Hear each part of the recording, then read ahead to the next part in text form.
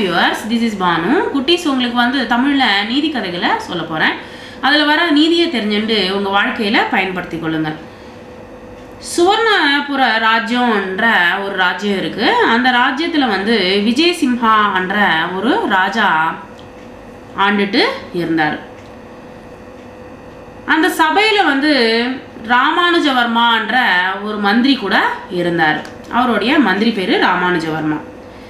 அவருக்கு ஒரு நாள் என்னாச்சுன்னா, நம்ம ராஜ்யத்தில் யார் அதிகமான அறிவுள்ளவங்க தெரிஞ்சுக்கணும் அப்படின்ற ஒரு ஆசை தோணிச்சான் இந்த ராஜாவுக்கு.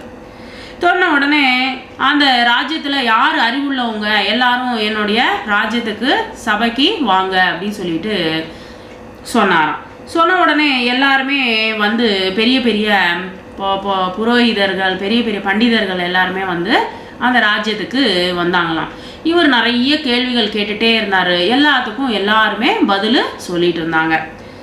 ஆனால் அந்த மந்திரி மட்டும் என்ன பண்ணாருன்னா, ஒரு விறகு வெட்டுறவரை கூட்டிகிட்டு வந்தாராம். இந்த மந்திரி கூட்டிகிட்டு வந்தோடனே சரின்ட்டு அந்த சபையில் வந்து கேள்வி கேட்டோடனே அந்த எல்லா கேள்வியும் கேட்டார் இந்த ராஜா. வந்து அந்த விறகு வெட்டுறவனை கேட்டோடனே எதுக்குமே பதில் கூறவே இல்லை அந்த விறகு வெட்டுறவர்.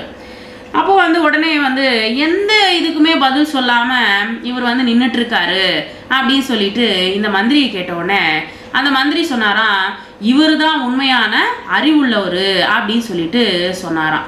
எப்படி அதை வந்து விவரமாக சொல்லு அப்படின்னு சொல்லி கேட்டாராம் இந்த ராஜா. வந்து கேட்ட உடனே இந்த ராஜா கிட்ட வந்து சொன்னாராம், ஏன்னா எல்லாரும் முன்னாடியும் வந்து எந்த கேள்விக்குமே பதில் சொல்லாமல் மௌனமாக இருக்கான் பார்த்தீங்களா, அதனால தான் இவன் வந்து உங்களை விட அறிவுள்ளவன் அப்படின்னு சொல்லிட்டு சொன்னாராம். உடனே வந்து ராமானுஜவர்மா சொன்ன விஷயத்தை வந்து மர்மத்தை புரிஞ்சுட்டு மகாராஜா வந்து அந்த ராமானுஜவர்மனுக்கும் அப்புறம் வந்து விறகு வெட்டுறவனுக்கும் வந்து நிறைய பரிசுகள் கொடுத்து அமுச்சு விட்டாராம் இந்த ராஜா. Thank you very much.